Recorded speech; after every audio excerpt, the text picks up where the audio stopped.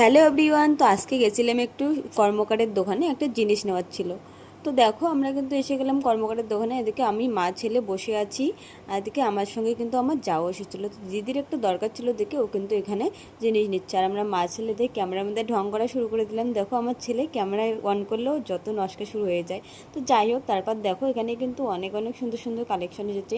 আর এদিকে সোনার যা দাম বেড়েছে, সোনার সঙ্গে সঙ্গে কিন্তু রূপোরও অনেকটা দাম বেড়ে গেছে। আগে কোথায় ছিল 1000-1500, এখন কিন্তু রূপোর দামও প্রায় 3000 এসে গেছে ভরিতে। তো যাই হোক, সোনার তো হয়তো কিনতে পারবো না, কিন্তু রূপোও দেখো এতটা দাম বেড়ে গেল। তো দেখা যাক আজকে কি নেওয়া যায়। তো দেখো তারপর এদিকে দিদির আমি এই শাখাগুলো দেখতেছি যে শাখাগুলো কবে নেওয়া যায় আমাদের।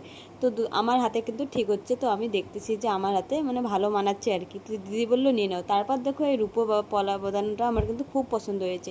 তারপর কিন্তু পরেও নিলাম, আর আমি কিন্তু পোস্ট করেছিলাম যে আমি কিনেছি। তো না না, আমি কিন্তু কিনিনি, নেক্সট টাইমে কিনবো যদি তোমাদের ভালোবাসা থাকে।